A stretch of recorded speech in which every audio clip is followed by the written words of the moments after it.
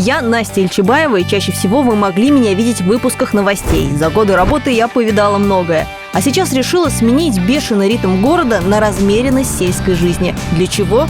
Причин сейчас достаточно. Свое хозяйство и натуральные продукты. Сколько кулинарных шедевров можно из них приготовить. Да и цены на квартиры нынче выше горы Еремель. А домик в деревне выглядит вполне себе привлекательно. Но главное не деньги, а душа села. И вот ее-то я и хочу понять. Детства в деревне у меня не было, так что буду наверстывать. Тем более, говорят, жизнь там стала современной. Люди развиваются, творят и меняют мир вокруг себя. Говорят, хватает и городских, сменивших привычную жизнь и переехавших в село. Вот и я сменю мегаполис на мегасело.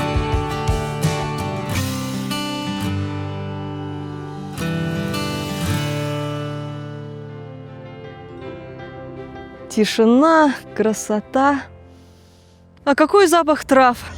Вы только не подумайте, до героев нашего выпуска я добиралась не по полям и лесам, а как положено на транспорте. Но как в самом начале не показать всю эту удивительную красоту? Название района, в котором мы сейчас находимся, с башкирского переводится как «5 подарков». И я уверена, что эта земля дарит нас знакомствами с очень крутыми людьми. Это проект «Мегасело», и мы в Бишбулякском районе.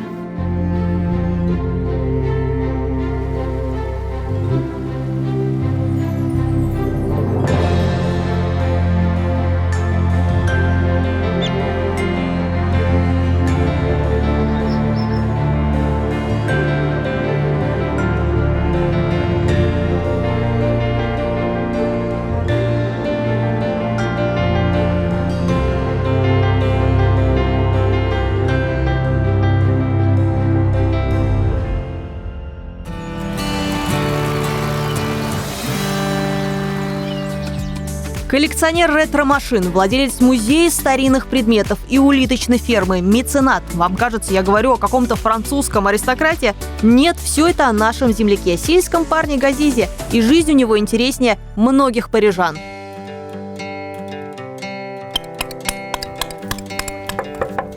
Есть тут дома? О, саламатсыз. Келдернесек. Привет. Меня Настя зовут. Меня Газиз зовут. Очень приятно. Очень приятно. Айдагыз. Сразу к столу? Да. Чай как раз самовар закипает. И выпьем, и заварим. Положи должен быть пару щепок. А тебя как зовут? Амир. Амир. Меня Настя, очень приятно. Ты с папой вместе всегда помогаешь? Без кружки чая у меня день не начинается. Без крепкого черного с травами. Как раз у нас чай закипел. Пойдемте домой. Давайте отведаем, попробуем. Давай так. заглушим самовар. Опа. Первый раз не получается. О, все, есть. Прекрасный стол. Я вижу варенье с шишками, мед, орехи, красный Да. творог. Да, это все натуральные продукты. Айда, очищаем их из трав. Собственного происхождения все? Да, Своими руками? сами собираем, да. Вот как раз сезон. А вы чем занимаетесь, Газиз? Я сам фермер, занимаемся овцами, много увлечений. Это вот Зулия, супруга, она у нас визажем занимается, красоту наводит. Супругу взяли намного младше себя? Нет, мы 1 года, мы ровесники. У вас 2 детишек. Да. Амир, Амина. Амир и Мина. Это пока только начало, я так понимаю. Да, у нас семья многодетная, у нас у мамы 4 детей, и со стороны супруги тоже 4 детей, поэтому у нас еще потенциал есть. И Амир говорит, мне говорит, братика надо в футбол поиграть, а Минушка говорит, мне говорит, сестренку надо, поэтому, Вообще в планах есть, да. Обратила внимание, что у вас, в принципе, дома везде можно заметить маленькие самовары, здесь вот такой формы. Да. Коллекция какая-то? Да, это с детства, так скажем, лет, наверное, с 15-14 лет вот такое пошло, не знаю, такое хобби. Да, потихоньку это увлечение вот получилось в огромную коллекцию, да, поэтому давайте я вам покажу, какие есть самовары. Мне очень интересно, как Давайте, выглядит 100 да, самоваров и где это все хранится. Что-что, а портал в прошлое у Газиза я не ожидала найти. Кажется, время здесь остановилось. Вот горшки, в которых еще его бабушка варила кашу, люлька, где лежал малыш Газиз. И главное, самовары. В некоторых заваривали чай еще в позапрошлом веке. Это уникальная коллекция. В республике такого нет больше ни у кого. У Газиза к прошлому и его составляющим особое отношение. Это не просто предметы старины, это детали, в которых отражена и его личная философия, иногда в совершенно неожиданных вещах. А обувь среди всей утвари, что делают здесь эти туфли? На примере этой обуви я хочу рассказать, вот как синдром отлаженной жизни, наверное, слышал, да, вот наши бабушки хранили чайный сервиз. Да, вот, который только по праздникам, прикасаться никому нельзя, в белых перчатках. Да. И это тоже на примере этой обуви, вот, дорогая обувь, производство так и человек не поносил, оставлял его для хорошей жизни, для хорошего мероприятия. Поэтому ценность жизни нужно сегодня жить здесь и сейчас. Вот такой он, простой с виду парень со своим глубоким смыслом. А еще Газиз – ценитель музыки, и здесь в нем просыпается эстет. Если наслаждаться звучанием, то по-особенному. У Газиза огромная коллекция винила, которой я, если честно, позавидовала. Что там, шкатулка? Да, музыкальная шкатулка. Музыкальная шкатулка, на самом деле. Раньше наши дедушки и бабушки любую работу делали с музыкой, с душой. Вот была бы тальянка, гармонь, гитара, балалайка. И вот один из музыкальных у нас это патефон старый. Давай попробуй, это рабочий. Я? Да. Так, а с чего начинаем? Сначала крутим. Так, все, пока достаточно. Ага. Снимаем, ставим иглу. Да? Да, ставим иглу. Да, вот сюда примерно в середину. Так.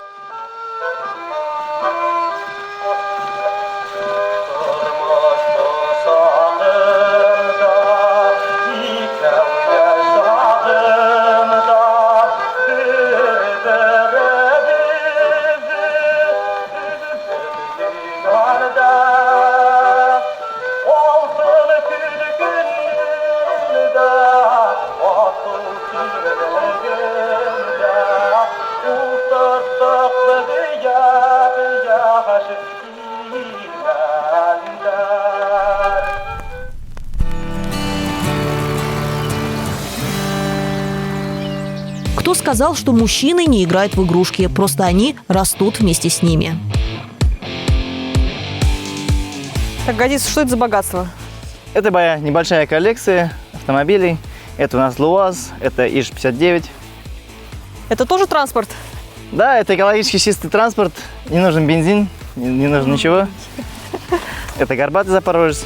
И это лишь часть гаража Газиза. Он потихоньку скупает и восстанавливает ретро-автомобили. Настя, выбирай любую. За рулем? Да. Так. Ну, наверное, вот эту, потому что за рулем такого авто я точно не сидела. Но отмечу, не я это предложила.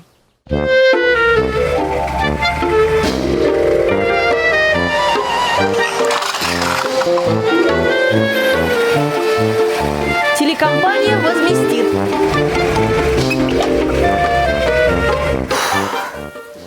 Давай лучше вот эту. Давай лучше вот эту.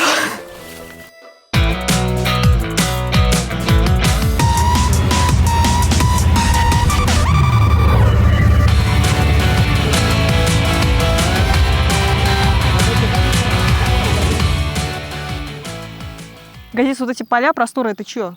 Это мои поля, взятые в аренду на 49 лет. Здесь мы работаем. До этого я сеял здесь овес, естественно, для барашек. А сейчас будет черный пар, и под многолетней травой здесь будет люцерна. Ну, корм нашим овцам, животным, ишакам, пони. А техника своя? Да, Настя, техника у нас своя. Техника относительно не старая, работает приятно. Так что ты можешь тоже попробовать. Не тяжелее, чем «Жигули». Серьезно? Поэтому, да. Ну, я не откажусь, потому что не знаю, как дальше сложится жизнь, и в наше время, мне кажется, рабочая профессия пригодится. Да, для деревни очень актуальная профессия. Так что... Ну, женщин, наверное, трактористов не было еще. Да, это будет исторический момент. Такая честь выпала.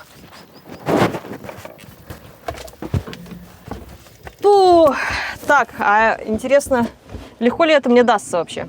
Да, здесь так же, как на «Жигулях», заводим стартером. Зажигание? Да. Ага. А сцепление здесь? Сцепление тоже так же. Выжимаю. Да, сцепление тоже так же. Так, это скоростной рычаг. Приказ нажимаем. С ветерком? Давай, поехали с ветерком. О!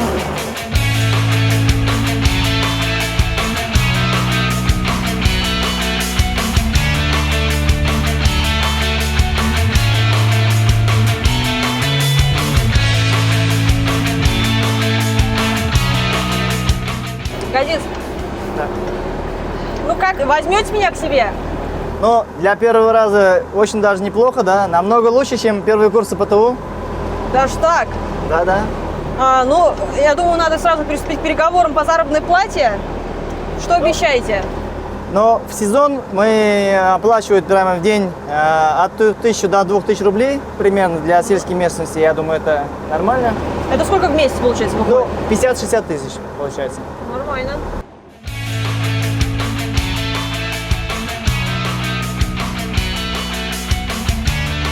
Ребят, дальше без меня. Все, я нашла новую профессию. Давайте. Спасибо за работу, было приятно.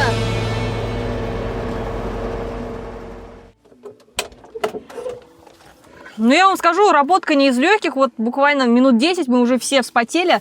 Здесь как в бане, как в парилке. Так и работаем? Так что я еще подумаю, менять ли мне свою профессию.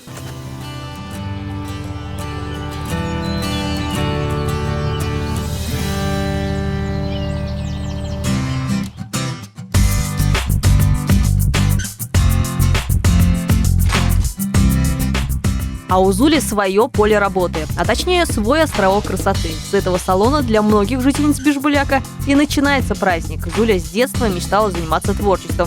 И сейчас ее можно назвать профессиональным художником, только вместо холста счастливые лица. Зуля, это что за красота вашими руками? Я, конечно, понимаю, что фактура изначально была хорошая, но получилось еще краше даже. Спасибо, благодарю. Я в основном всегда подчеркиваю естественную красоту всех девочек. Вот, кстати, на самом деле макияж такой, как будто... Макияж без макияжа. Да, как будто его и нет вовсе. Это прям рука мастера, мне кажется, должна быть, чтобы такое произвести. Ну, в основном предпочтение всех клиентов, вот, да, макияж без макияжа, чтобы такой легкий, особенно на лето. Зуля, ну как успеваете? Я так понимаю, дети, там, семья, муж, надо готовить, гости у вас постоянно там приезжают с разных городов, разных регионов, с Москвы, там, со всей республики, да, это тоже время занимает. И еще вот на это находите возможность? Да, я, наверное, скажу, что это мое такое хобби, да, любимое мое дело, где я прихожу в вот это вот пространство, и здесь при общении с красивыми девушками просто балдею, отдыхаю, наполняюсь, можно сказать. Как с клиентами? Опыт показывает, что очень даже хорошо.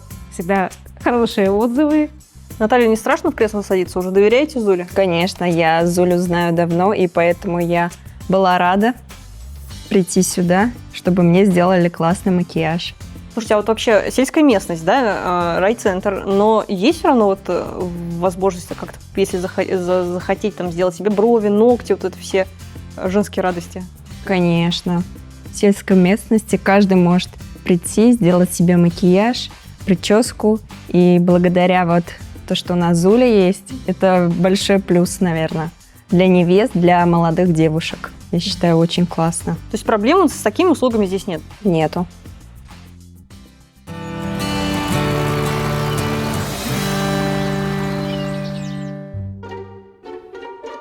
Не подумайте, Газис не обезумел. Сорняки он поливает не просто так. В этих зарослях растет и развивается еще одно его детище. Но поначалу и я не могла понять, что мы здесь делаем. Ну уж очень экзотичное занятие. Настя, я тебе сейчас хочу показать вообще сюрприз. Это новинка для нашего района и для Башкирии. Это новинка. Смотри, кое-что покажу. Смотри, вот здесь. Это что такое? Это у нас виноградные улитки. Они травоядные, и они сами травы едят, и они съедобные, в отличие от других улиток. Это является вообще деликатесом, очень дорогое удовольствие. В Европе это как традиционная еда. Ну, я, судя по всему, не европейский человек, потому что мне, по крайней мере, особого аппетита это не вызывает, а скорее даже наоборот, начисто его отбивает. Да, ну, я думаю, сегодня развеем этот миф и попробуем их тоже покушать. Может, я лучше посмотрю, как вы Зули кушаете? Да, можете так я сделать. просто понаблюдаю. Да, можете так сделать. Как вы поняли, выбора у меня не было. Газис с трудом, но пережил бы мое «нет», но вот меня до конца жизни мучила бы совесть, что отказала такому гостеприимному человеку. Тем более, что готовит сам хозяин, и у него свои секреты. Расскажу небольшую историю. У нас блогеры, это международный был проект, блогеры-миллионники приехали к нам в Башкирию, и их нужно было удивить. Мы, говорит, каких только видов, говорит, не ели улиток, но то, что вы приготовили, говорит, это было, говорит, прям... Серьезно? Ну, у меня здесь свои небольшие фишечки есть. Во-первых, это печка, сама атмосфера, и угли, ну и вот шишки. И она здесь дымком получается, и никакой ресторан не сравнится.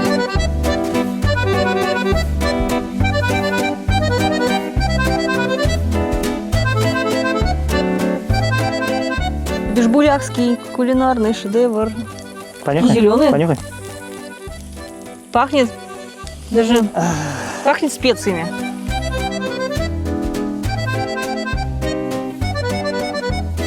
Ну, кстати, я думала, что будет более экзотический вкус. Но на самом деле напоминает что-то даже как будто куриное мясо. Да, куриное мясо, может, грибы. Вот как-то вот такой вкус.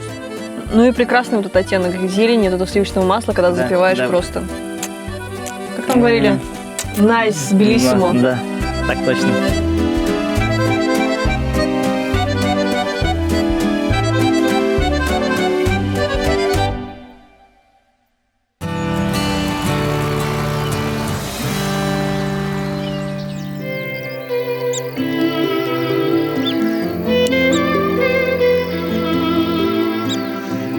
Девчонок Газис не катал уже давно. Пассажирское место бесспорно принадлежит Зуле. Но мы по делу, на охоту, только с видеоружьем.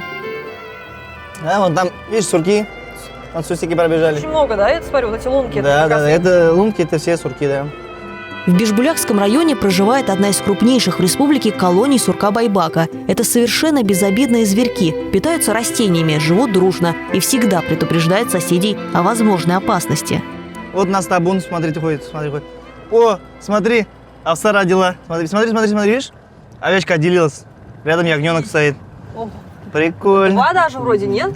Двойня, да, двойня. Вот это да. Давай посмотрим. Давай близко не будем подходить. Подожди, ребята, это тройня. Смотри, одна лежит справа, одна стала, и одного она облизывает, видишь? 3 ягненка за раз. Да, 3 ягненка. Вот это да. Это такой вообще-то редкий случай. Это мы удачно принесли. Да. Газис. Чаще приезжайте. У нас, чтобы каждый день был вот так по тройне. Один наш. По рукам. Вот так вот.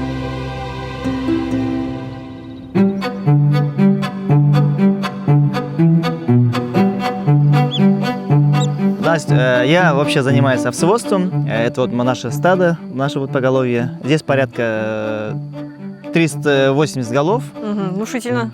Ну, для начала, я думаю, что довольно более чем достаточно. Давай, время сейчас уже вечереет. Поможешь погнать? Я? Да. Ну, у меня опыта нет, сразу предупреждаю. Ничего Возможно, загоню не туда. Я втайне уповаю на то, что меня, Овна по гороскопу, мои новые подружки примут за свою. Дамочки, в загон! В загон! Пожалуйста, все вниз! Прямо туда. Проходим. Не толпимся.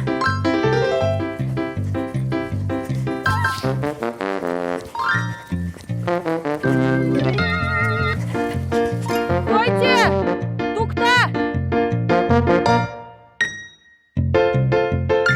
Домой! Дамочки!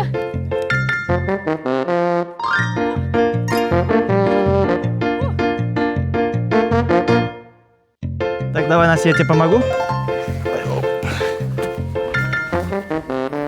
Что, есть у меня будущее на селе, если я вдруг решу сменить город Ну, на Бишбулякский район? довольно-таки неплохо получается. Можно это засчитать в счет собеседования как у будущего работодателя?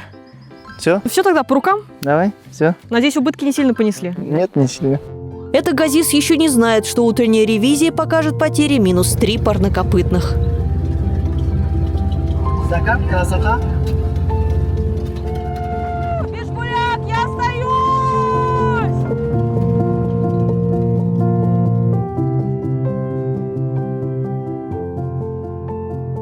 День был насыщенным, но в селе хоть и много работы, зато есть возможность замедлиться и перевести дух, почувствовать жизнь.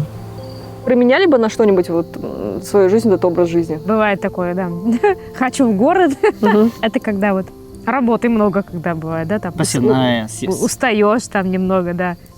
И такая, хочу в город, а потом Дня в городе хватает нам понять, что Да, в потом деревне такие- намного лучше. лучше, оказывается, в своем доме, там, где мы живем. Я, как супруга, всегда стараюсь своего мужа поддерживать. А вы когда познакомились? Как вообще нашли друг друга? Я была в 6 классе, он был в 7 классе, это был осенний бал. И он меня пригласил на медтак. Ну, я этого, конечно, уже давно ждала. И мечтала, что он меня пригласит. Но он сам тоже там давно собирался, просто не решался. И вот с этого времени, как мы танцуем этот танец. Действительно, очень красиво. И очень красиво у вас этот танец, мне кажется, выходит. Прям вот как будто вы созданы, на самом деле, друг для друга. Бывает же вот так вот?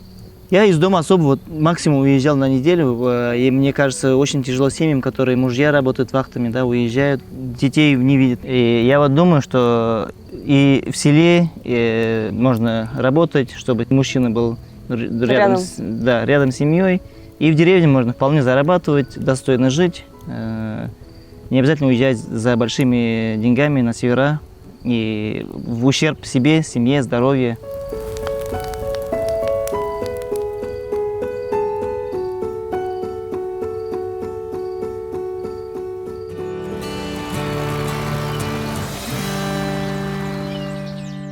В деревню приезжают многие люди, и у некоторых уже нету родного дома. Ты немножко полоскать, она любит, потому что молоко она не может и не давать. Кель, вот так. Если испугается, да? Он все равно занимается полезным. Не так страшно это кушать, когда так красиво засервировано.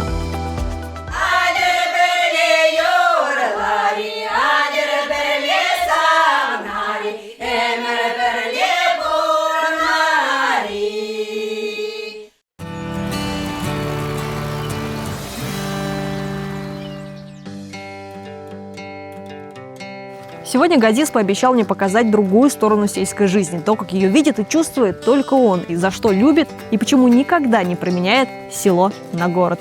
Ну что, Газиз, поехали? Поехали, садись. С ветерком. Конечно.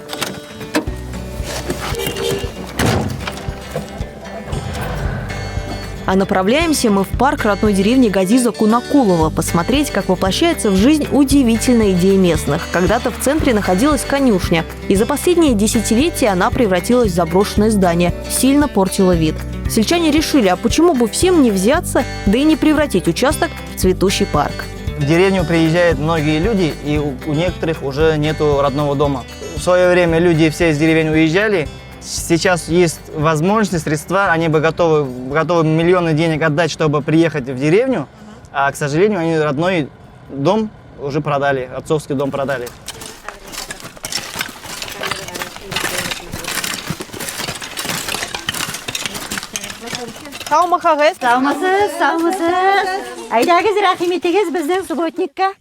Давайте. Конечно, первое слово, которому меня научили башкирские коллеги, когда я 10 лет назад пришла на БСТ, это было эшлерге. Не успела я моргнуть, как в моих руках появились грабли, а внутри жгучее желание работать. Ощущение, что попала в добрый советский фильм, где все вместе дружно под песню трудятся ради общего дела. Признаюсь, спустя время решила в какой-то момент развеяться, честно, всего на 5 минуточек. Но у кунакуловских женщин не забалуешь. Лучший отдых – это смена труда, сказали мне, и велели посадить Анастасию. Это я про цветок. Стыдно признаться, но это первый мной посаженный цветок на самом деле. Отлично. Как думаете, если я вдруг решу сменить профессию, возьмут меня в обустраиватели ландшафтных пространств? Возьмут, конечно. Если что, приеду на крайний случай сюда жить. Да, Жигулякский район. да. Останусь. Оставайтесь. Домик есть? Есть, конечно, в деревне много домов. Все отлично. И дешевле, чем в Уфе у нас. Конечно. Слушайте, с этими ценами на недвижимость, ипотекой. Сейчас надо будет, Настенька, поливать этот цветок, чтобы она выросла такая красивая. Главное, не затопить. Как, Да. под корень? Да, ну Аккуратненько. Аккуратненько. Под корень уж, да. Питаем Анастасию, Еще. напоем. Ага. Меня вот никто не поет. Анастасия, расти. Расти. Большая. Но только цветок, не я. Почему еще сельчанам так хотелось превратить заброшенный участок в парк, так это потому, что находится он напротив мечети, история создания которой такая же добрая и светлая. Появилась она благодаря выходцу из Кунакулова, сейчас уже успешному предпринимателю. Ну, вот эта история мечети, это Раис Халяфович на свои собственные средства построил, облагоустроил эту мечеть, и в честь его матери назвали Магазуме Мечта. Газис, ну, как я поняла, не он выступил с инициативой назвать мечеть в честь своей мамы, да? Да, но он очень скромный и не говорит громко о своих благих делах, но я думаю, что должны люди знать, поэтому мы вот, и с ходом граждан назвали Магазуме Мечты в честь его матери.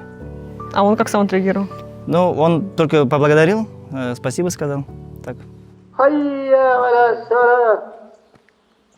حي على الصلاة حي على الفلاح.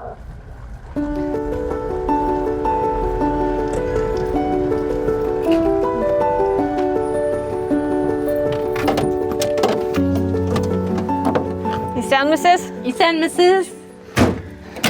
Хәлләр ничек? Хәлләребез Аллаһка шөкер. Сезнеке ничек? Сами. Знакомьте, Ипи Газиз. пешердем, улым. Это моя мама, Зиля Сайфуловна. Это мой родной дом здесь, где я родился, вырос, учился. Можно понюхаю? О, свежий хлеб. Каждый раз вас Газиз так встречает? Да, я иногда вот даже если мимо проезжаю, километров 10 остается, я чисто заеду на чай. В родительском доме собралась вся семья Газиза, и стол здесь, уверяю, лучше любого ресторана. Такой атмосферы и таких яств не найдете нигде. Вот это творог из козьего молока. Из Попробуйте. козьего молока? Да, из Слушайте, козьего молока. не пробовала никогда. Она не кипяченая, просто как свежий. Потрясающе. А у меня аллергия на коровье молоко, и меня с младенчества, с годика буквально, мне заказывали, привозили из деревни козье молоко, и я вот как раз на козьем молоке и выросла. Ну вот, хорошо. Она как антипротивоаллергический, у него действие действительно есть. Они же козы кушают только верхнюю часть, они все выбирают. Избирательный, да? Выбирают они, все избирают, все выбирают они. И только верхушку. Они с земли ничего не берут. А вы сами держите коз? Да, я держу. А можно мне попробовать подоить? Можно, давайте. Кажется, даже собака решила посмотреть на это шоу. Хорошо, что они не умеют смеяться. Впервые так близко вживую вижу козу. Как облачко. Тихо, тихо. Как ее зовут? Кэш-кэш. Кейс-кейс? Кейс-кейс? Это что за имя Без, такое? без имени. Безымяночка тогда она Да, будет. да. Безымяночка. Ты немножко полоскать, она любит, потому что молоко она не может и не давать. Ага. Кель. Вот так. Если Попробуй. испугается, да? Ну да, вот так. Как будто сосет ягненок, ребенок как будто сосет. Вот она надо освободить. Вот так. Так, попробую? Угу, попробуйте. Держите ведро. Она может поднять ногу, но не давать надо. Сжимать. Тянуть не надо. Ага. Сжимать. Просто сжимать. Сжимать. Я твой ребенок я. Би-би-би. Ей надо освободить. С учетом, что у меня выходит очень мало молока, это ощущение, что пьет какой-то очень неголодный ягненок. Лейла, держи. Ой, молодец, Замяночка. Аминушка. Айда, попробуй Ну, ты здесь, тоже. конечно, с такими усилиями и на стакан я себе, конечно, не наскребу.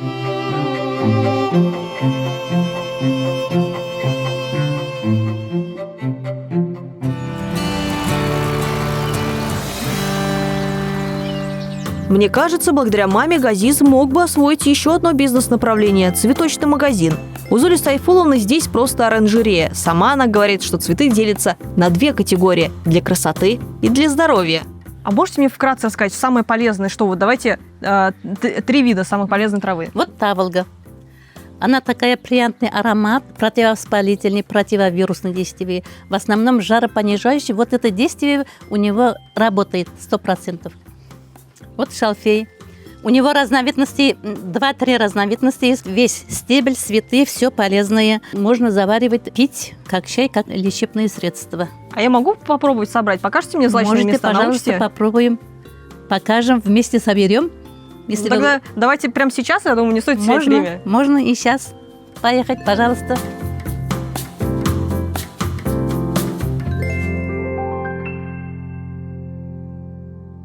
Первая мысль, почему я раньше этим не занималась. Такое спокойствие и умиротворение. Зиля Сайфуловна показала мне удивительное место. Здесь каждое растение – это чудо-средство. Кто бы мог подумать, что эта красота еще может и лечить. А обстановка так и толкает поговорить по душам. Папа Газиза его успехи, к сожалению, не успел увидеть. Он умер почти 15 лет назад. Но Газиз точно сын своего отца. Как думаете, а что бы папа сказал его, если бы вот увидел его сегодня, каким он вырос, каким он сейчас стал? Что бы он сказал? Он гордился бы. А он похож на отца? Похож? Да, похож. Что объединяет их? То, что у них любовь вот к родной земле, ну, что-то свое открыть, вот что свою какую-то работу открыть. Он все равно, хоть чем бы ни занимался, он все равно занимается полезным. Ну, у вас сердце материнское радуется, когда вы на сына смотрите? Конечно. Я все время только думаю, что лишь бы было здоровье.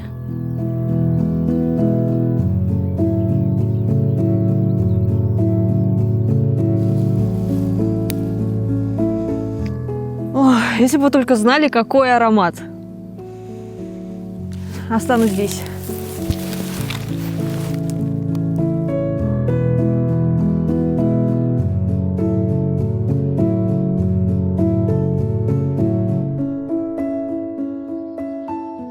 Газиз О, Настя, привет. Ты откуда? Привет. из леса Вестима. Чего набрала? Пожалуйста. Все, что от всех болезней. О. Таволга, шалфей.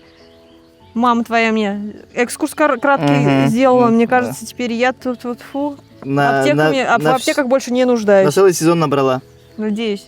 И мне кажется, я наконец поняла, почему все-таки вот ты остался здесь, остался в селе, и что Да. тебя здесь привлекает. Да, ну вот это вот как раз все, которое и не купишь, и не вот это и привлекает. В жизни сегодня уже деньгами не меряются, мне так кажется, а именно есть человечность. Сколько ты сделал, что ты можешь сделать для деревни, для села. Ну, ты что, здесь полезный? Вот это все, вот это и есть образ жизни, весь кайф деревни. Это на самом деле бесценно и очень важно. Да.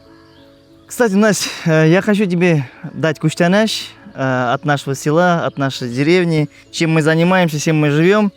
О, боже. Такой небольшой наборчик. Это улитки виноградные, это свежая трава, мята, здесь чай заварочный. Спасибо, Ну и спасибо наш вот, большое. напиток районный, это как бы и бренд. Тоже, чтобы попили, вспомнили про Бишбуляк. Возможно, Обязательно, только добрым словом. да, И и будете вспоминать. такой прекрасный Да. подарок. Гастрономический просто рай. Спасибо Да. большое. Да. Есть на свете рай, это Бишбулякский край. Нам это нравится. Спасибо большое, Газиз. Ага, спасибо. Давай, Мне приезжай. очень даже не хочется расставаться с этой прекрасной семьей. Да, все, приезжай в гости Спасибо. и жить с соседями. Ну, я дальше, на попутках, Давай. как обычно. Пока, Газиз.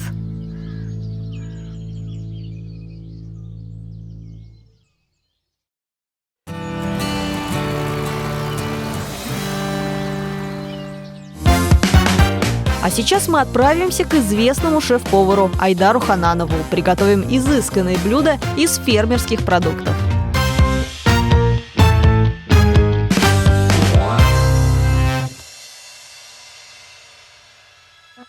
Айдар, я привезла из Бишбулякского района вот таких вот друзей. Там мне уже их приготовили в полевых условиях, а теперь хотелось бы попробовать с рестораном «Шиком». Получится? Конечно, получится. Вообще, первая ассоциация, когда я слышу про улитки или какие-то моллюски, это у меня французская кухня. Мгм. Поэтому мы сегодня приготовим жульен из улиток, где будем использовать 2 вида лука, грибы, сливки, горчицу, белое вино. Все это протушим, обжарим и запечем вот в таких вот корзинках из слоеного теста, которое я заранее подготовил. И съедим. Оказывается, жульен с французского переводится «нарезка соломкой», поэтому 2 вида лука нужно нарезать соответственно. Грибы к жарке готовим также. В разогретую сковороду добавляем растительное масло, небольшой кубик сливочного и начинаем обжарку лука.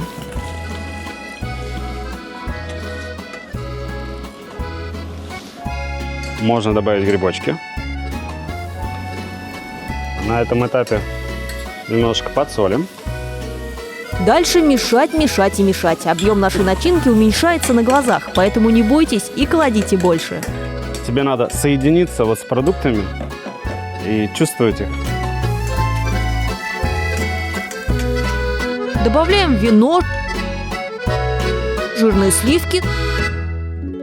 Для приятной кислинки немного горчицы. И, наконец, наши улитки немного потушить, и начинка готова. Теперь мы выкладываем корзинки жульен. Ложечка аккуратненько, Ложечкой да? аккуратненько, да. Ну, я бы вот рекомендовал сначала всю густую часть выложить. Угу, потом уже разлить. Да, потом бульончик, если что, мы немножечко выперем. Давай мы ее вернем туда, чуть-чуть загустим через выпаривание. Буквально там 30-40 секунд, как вскипит. Айдар, а вообще близка французская кухня и французский подход может быть в работе? Вот какая кухня мне близка, помимо башкирской, конечно, Мгм. это точно французская, потому что база образования моя, она как раз-таки французская. Я работал с 3 разными шефами французами. А есть какие-то заветы от французских поваров? Ну, вообще, на самом деле, вот французская кухня, она же вот считается таким родоначальником, во-первых, высокой кухни, и, во-вторых, она славится своей такой дисциплиной, такой мощной, потому что раньше во французской армии была кухня, и готовили в основном военные. И за счет того, что там готовили военные, у них была такая строгая, жесткая дисциплина. Есть в этом необходимость, все-таки ты работаешь с продуктом, который может портиться, киснуть, и чтобы было всегда чисто, готовили быстро, отдавали быстро, выглядели хорошо. Дисциплина в этом очень помогает. Ну все, здесь мы засыпаем это немножечко сыром и отправляем в духовку на 3-4 минуты, чтобы буквально подплавить все это дело, и уже можно будет пробовать. Ну что, 3-4 минуты прошло, сыр расплавился, жульенчик у нас готов, можем начать сервировать.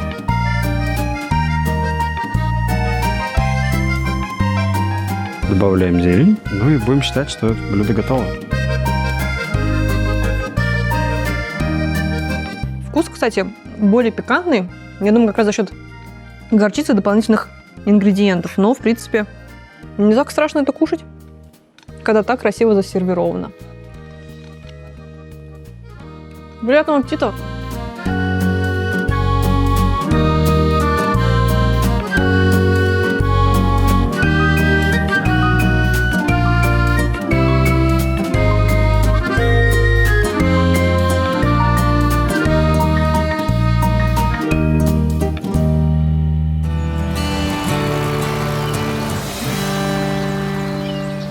А теперь от экзотики к традициям. Есть в Бишбулякском районе село Малый Сидяк. Это своего рода памятник дружбы народов. 260 с лишним лет назад сюда попали переселенцы Чувашии и, договорившись с башкирским народом, здесь и обосновались. За 2 с лишним века культуру не растеряли, чему пример местный ансамбль «Медуницы».